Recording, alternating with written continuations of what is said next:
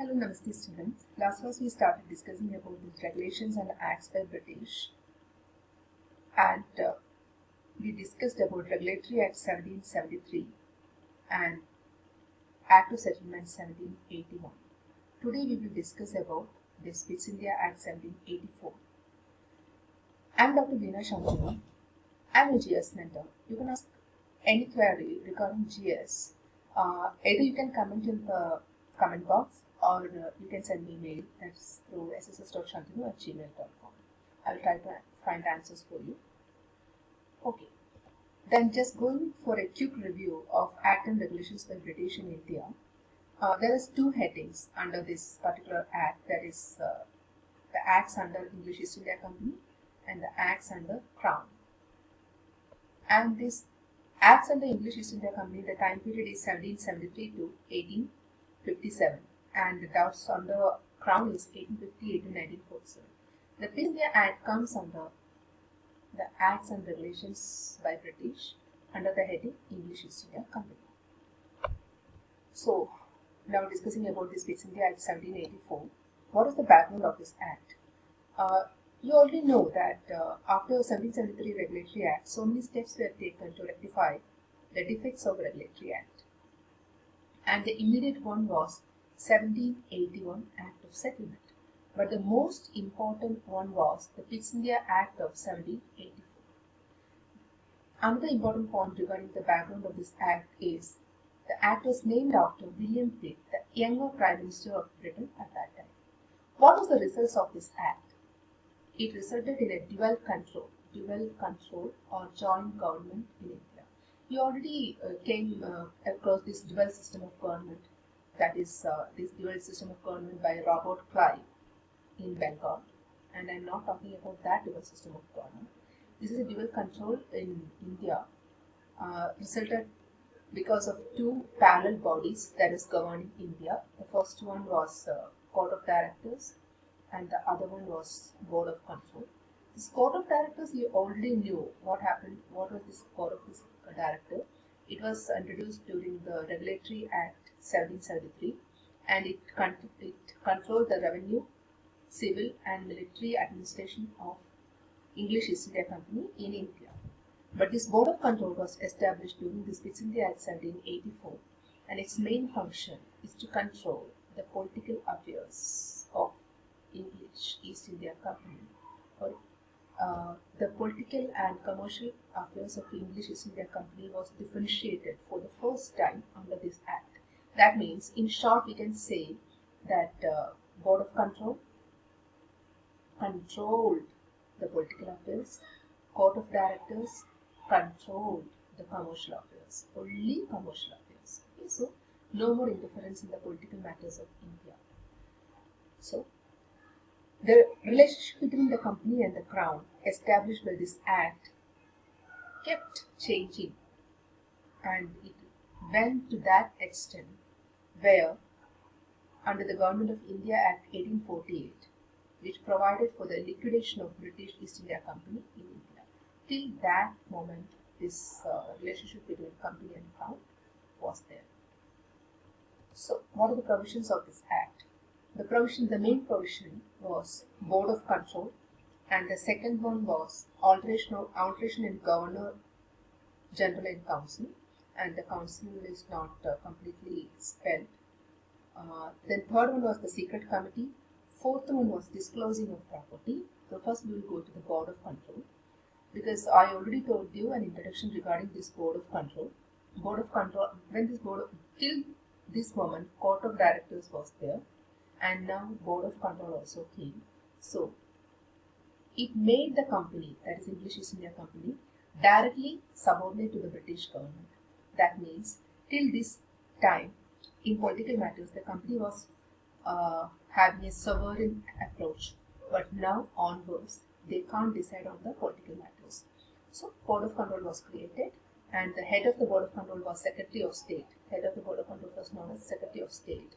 And this Board of Control was empowered to control all matters of civil or military government or revenues. Look, this Board of Control can control the civil matters, military matters, civil or military government, and revenues. So almost everything under the political thing was included under this. And also the board was given full access to companies' records. Even though it came under revenue, it can be considered as a fourth point. It has the powers to send governors to India and full authority to alter them. So 5 powers, major powers. So in short, as I said previously, Court of Directors control the commercial aspect and Board of Control control the political aspects of English East India Company in India. So next, second provision under this Act is alteration in Governor General in Council. The Governor General's Council, you already know, in 1773 Regulatory Act, 1773 Regulatory Act, we came to study that the Governor of Bengal became Governor General of Bengal, and you remember Warren Hastings, right? He was the first Governor General of Bengal and last Governor of Bengal. Okay, this under the Governor General of Bengal, there was a council, and it consisted of 4 members, 4-member council. This 4-member council was reduced to 3. That is, the 4-member council under Regulatory Act 1773 was reduced to a 3-member council under the Upsc Act 1784. So that means the Governor General Council was now under indirect control of the British government through the Board of Control. So we can say that Board of Control is the ultimate body to control all these things. That is Governor General plus Council, Court of Directors, everything. This was directly answerable to Crown, because it is appointed by the Crown, right? And next thing is secret committee. What is the secret committee? There was also a secret committee of 3 directors. 3 directors. Secret committee of 3 directors. What is the purpose? Which has to transmit the orders of the board to India. So Board of Control was there. They have got some orders for India. They have to transmit these orders to India. Through what? So here comes the purpose of the secret committee. Secret committee. So the secret committee transferred the orders of board to India. This secret committee was to work as a link between Board of Control and Court of Directors. So India, what was the body there? It is Court of Directors. So obviously, this secret committee has to transfer the things between Board of Control and Court of Directors. In short, or specifically, we can say the orders from Britain to India. In Britain, the authority is Board of Control. In India, the authority is Court of Directors. So who is transmitting the orders? The secret committee. And secret committee, how many members are there? 3 members are there. So next is disclosing of property.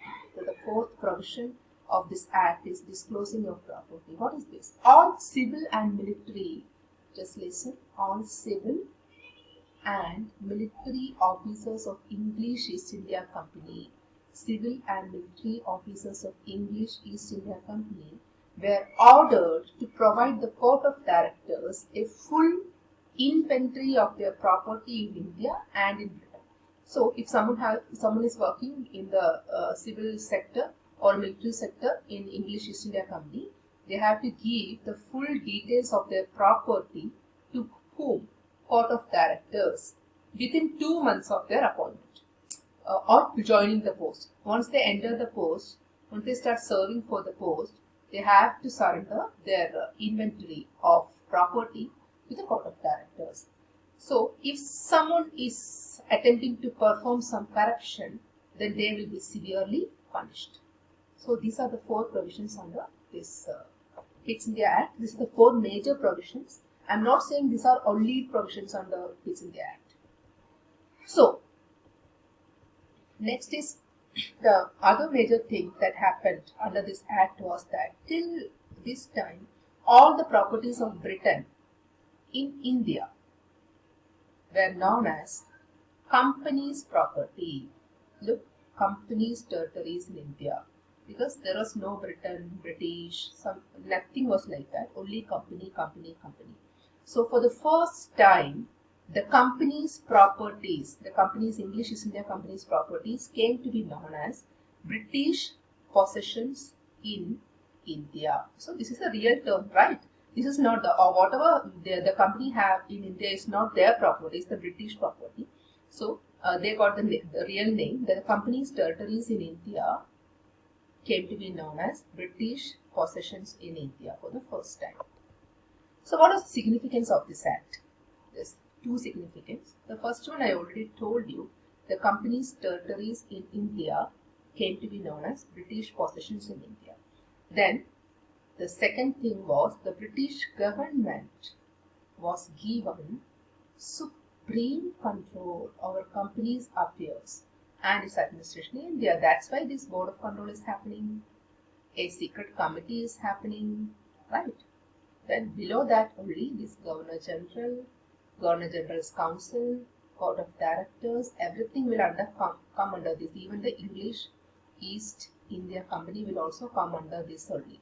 Because before all these acts, the English East India Company was the supreme authority with full freedom in political and commercial affairs. But through this East India Act, the political and commercial affairs got separated for English East India Company. They can no longer control the political affairs, they only can control the commercial affairs. So that was the significance of the act. First one, company's territories in India came to be called British possessions in India. Then British government was given the supreme control over company's affairs.